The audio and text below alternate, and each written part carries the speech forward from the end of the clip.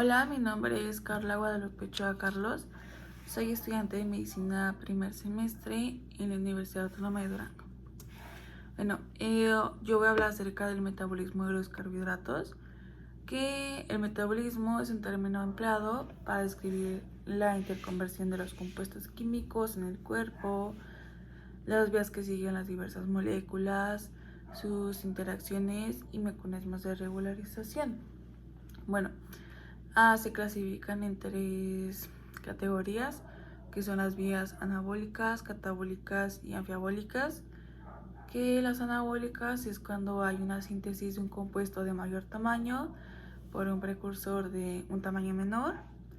Las catabólicas es cuando se degeneran las moléculas a partir de las reacciones que pueden ser oxidativas o exotérmicas, produciendo ATP. Y las anfiabólicas más bien sirven de enlaces para las vías anabólicas y catabólicas. Bueno, el metabolismo de los carbohidratos se da por la glucosa, que es el principal compuesto de casi todos los tejidos. Bueno, para su metabolismo se requieren de diversas vías, que es como la glucólisis, gluconeogenólisis y la vía de la pentosa fosfato. Y bueno, vamos a empezar con la glucólisis, que se da a partir de 10 reacciones en dos fases, que la primera fase es donde hay un gasto de energía, ya que la molécula de glucosa se convierte en gliceraldehído. Y la segunda fase es cuando hay una obtención de energía, ya que el gliceraldehído se convierte en un compuesto bioenergético. Bueno, en la primera fase se encuentran 5 reacciones, que es la glucosa, pasa a glucosa 6-fosfato por la enzima hexoquinasa. Después la glucosa 6-fosfato pasa a fructosa 6-fosfato por la enzima G6T isomerasa. Después fructosa 6-fosfato pasa a fructosa 1,6-fosfato bifosfato por la enzima fosfofructosa. En el cuarto tenemos la interconversión del hidroxiacetato fosfato y el gliceraldehído 3-fosfato. Y en quinto lugar tenemos que el DHP pasa al gliceraldehído 3-fosfato. Bueno, para empezar la segunda fase ya se encuentran como dos cadenas. Hay dos de este mismo proceso, que se encuentra el proceso de fosforilización dado por la enzima hidrogenasa, obteniendo un glicerato 1,3-bifosfato. Después del proceso de fosforilación se obtiene un glicerato 3-fosfato. Después un glicerato 2-fosfato por una enzima mutasa, un fosfoenol piruvato gracias a una enzima endosa donde se genera un alcohol. Y por último tenemos que el piruvato es dado por la enzima piruvato quinasa. Bueno,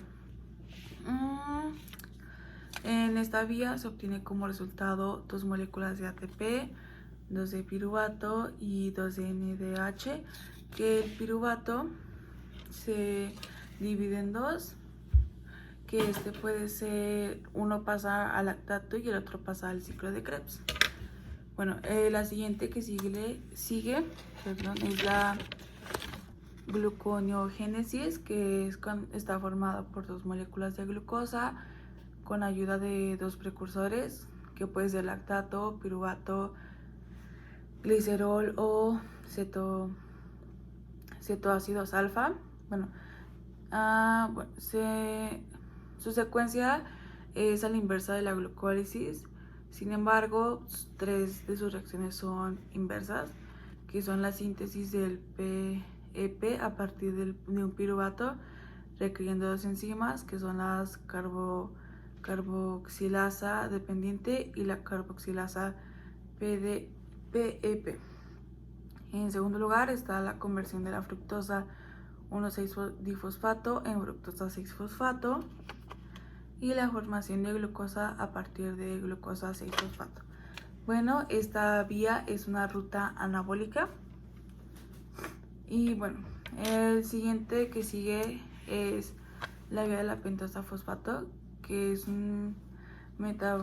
es una ruta metabólica de oxidación de la glucosa en la cual no se genera ATP. Bueno, también se divide en dos fases, que es la oxidativa y la no oxidativa. En la fase oxidativa, la glucosa 6-fosfato se convierte en ribosa 5-fosfato, acompañada de dos moléculas de NADPH. Bueno, consta de 3 reacciones, que es la deshidrogenasa de glucosa 6-fosfato, cataliza la oxidación de glucosa 6-fosfato, teniendo como resultado 6-fosfogluconalactato y un NADPH. En segundo lugar está 6-fosfoglucano 5-lactato, se hidroliza y se obtiene uno de 6-fosfato de gluconato.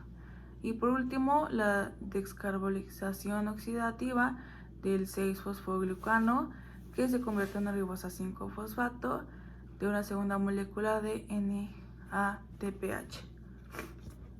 Y bueno, en la segunda fase, que es la fase no oxidativa, se produce por la isomerasa y condensación de varias moléculas de azúcar diferente.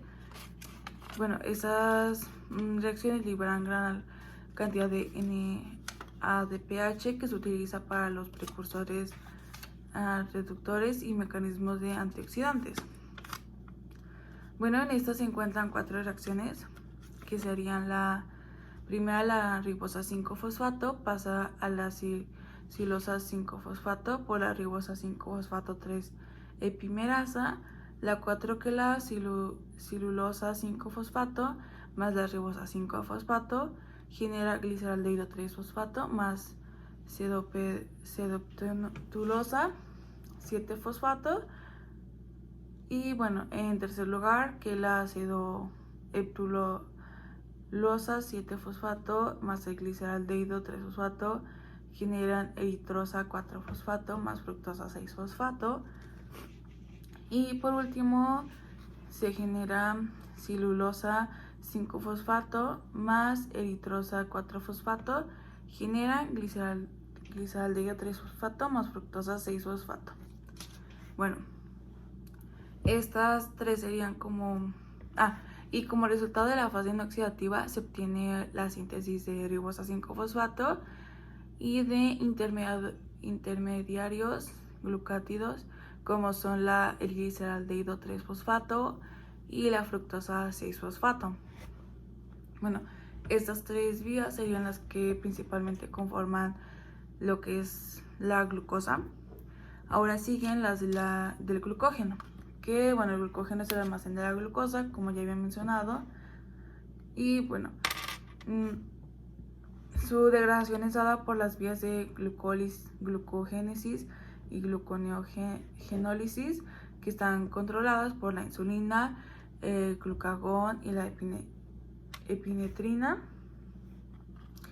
La gluconeogénesis ocurre después de comer, cuando la concentración sanguínea de la glucosa es elevada. Se da por 3 reacciones, que es la síntesis de la glucosa 6-fosfato, pasa a la glucosa 1,6-fosfato, después la síntesis de UDP glucosa por un proceso de endergónico, y por último la síntesis del glucógeno a partir del UDP glucosa.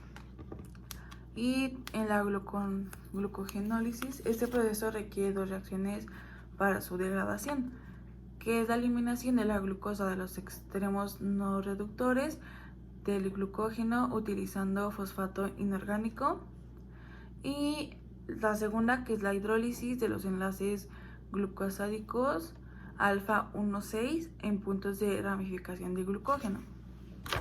Bueno, aquí tengo unos pequeños esquemas de cada uno, que este es de la glucogénesis.